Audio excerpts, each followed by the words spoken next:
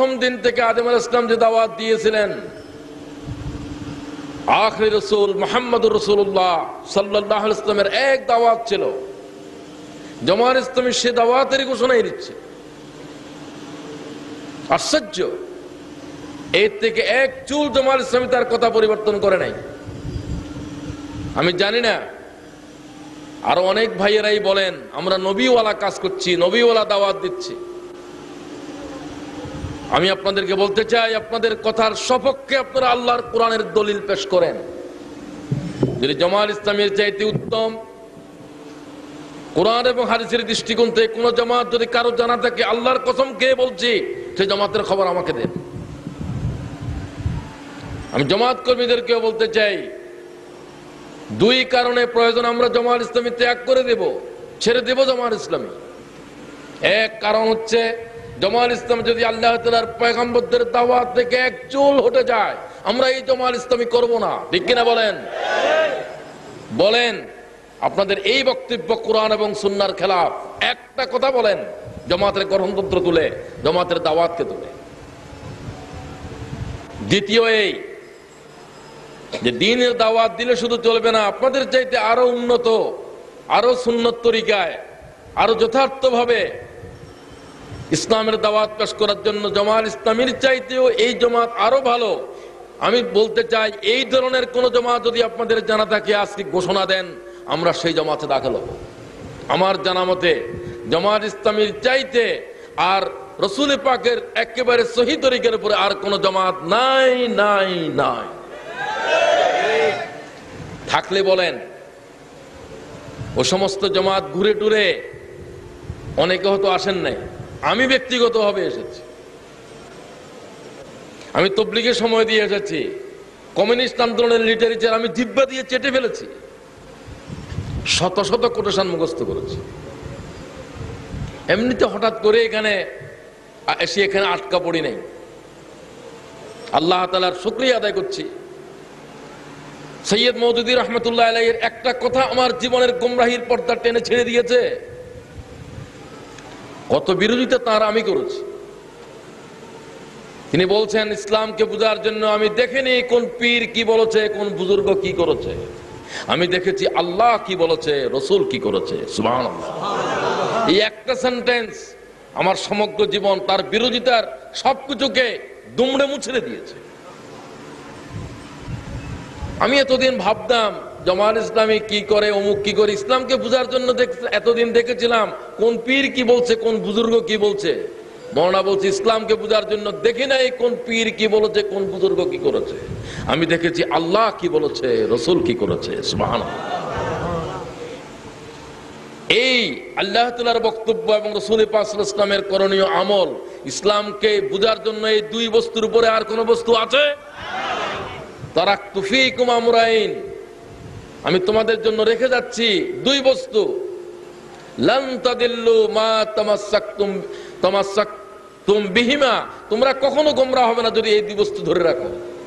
কিতাব আল্লাহ ওয়া সুন্নাত রাসূল সাল্লাল্লাহু আলাইহি ওয়াসাল্লাম, তোমরা আল্লাহর কিতাব ধরে থাকো, তোমরা মুহাম্মদুর রাসূলুল্লাহ সাল্লাল্লাহু আলাইহি ওয়াসাল্লামের আদর্শকে ধরে থাকো। আমি হতবাক হয়ে যাই, বহু দল বহু জামাতকে আমি জানি যারা তাদের গোটা আলোচনায়, গোটা কিতাবে শুধুমাত্র অমুক মুরব্বী, পীর, বুজুর্গ অমুক কি করেছেন, এই কথা ছাড়া আল্লাহর কোরআনের একটা আয়াত তাদের আলোচনায় নাই। ঠিক কিনা বলেন? কোন পীর কোন বুজুর্গ কি করেছে কিয়ামতের দিন সেটা আমাদের জন্য নাজাতের জরিয়া হবে না। ঠিক কিনা বলেন? আমরা সেগুলাকে বুজুর্গ বলতেছি, কে বুজুর্গ আর বুজুর্গ নয়, এই কথার ফয়সালা কিয়ামতের জমিনে উপরে হবে। ঠিক কিনা বলেন? দ্বীনের উপরে কোনো পরিচয় দেওয়া, আমি অমুক বুজুর্গ কথা বলছি, এই জাতের কোন পরিচিতি আল্লাহর নবী ছাড়া কারো পক্ষে দেওয়া ইসলামের জমিনে জায়েজ নাই। তিনি খাতেমুল সর্বশেষ আউলিয়া, তারপর আর কোন ওলি দুনিয়াতে আসবে না, এই ধরনের বক্তব্য কোন জাহেল ছাড়া জ্ঞানী রাখতে পারে? কি করে রাখবে? তিনি কি ওলি নয়, তিনি বুজুর্গ কি বুজুর্গ নয়, কিয়ামতের উপরে তার নেকির পাল্লার উপরে তার ওজন না করা পর্যন্ত এই কথার ফয়সালা হবে না। ঠিক কিনা বলেন? হবে না। বহুত বুজুর্গ কিয়ামতের বেড়া পার হইতে পারবে না, আর বহু সাধারণ মানুষ আমরা মনে করেছিলাম এই জাতের লোক কিয়ামতের দিন বিজয়ের বেশে কিয়ামতের বেড়া কিয়ামতের সংকট পার হয়ে যাবে, ঠিক কিনা বলেন? রাসূল হাদিস তাই বলছে। সুতরাং আমি বিনয়ের সাথে বলতে চাই, কোন অহংকার, কোন দাম্ভিকতা, পূর্ব থেকে যে সমস্ত ধারণা আমাদের হৃদয়ে আছে, জামায়াত ইসলামী অমুক করেছিল, কোন স্বাধীনতার বিরোধিতা করেছিল, এই সমস্ত আজে বাজে কথা যদি বলতে চান আপনারা সময় নিয়ে আমাদের সাথে কথা বলবেন। আমি বলতে চাই, জামায়াত ইসলামী শুধু এই দেশের মানুষের কাছে আজাদির খবর দিয়েছে। ও এই দেশের জনগণ, জামায়াত ইসলামী ছাড়া অন্য কোন দলের কাছে সুস্পষ্ট আজাদির খবর নাই। তারা গোলামিরে আজাদি কয়, ঠিক কিনা বলেন? কি আজাদি, কি স্বাধীনতা? যতক্ষণ পর্যন্ত মানুষ মানুষের আইনের জাঁতাকলে আছে, এরা কি স্বাধীন?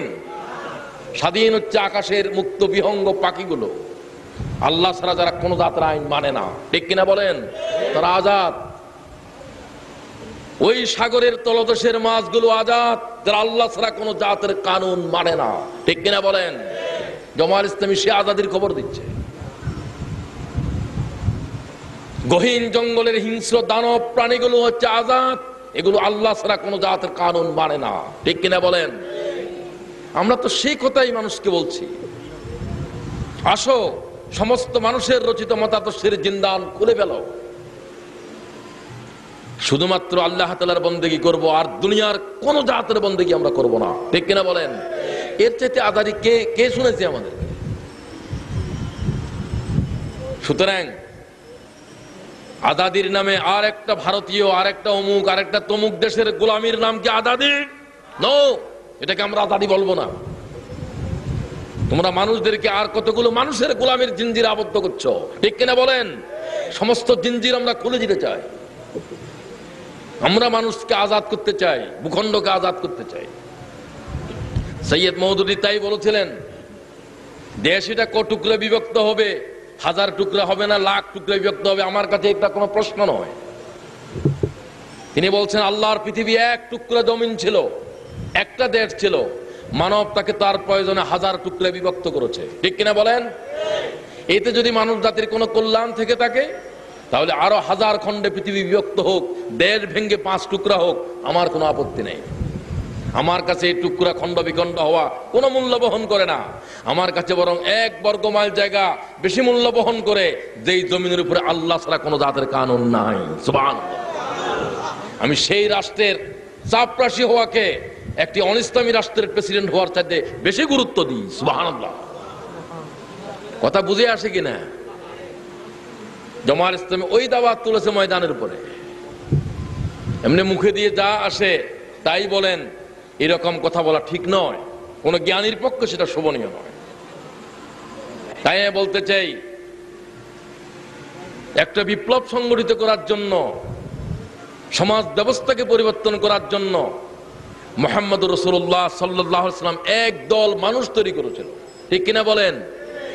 জামায়াত ইসলামী বাংলাদেশ সেই কাজটাই করছে।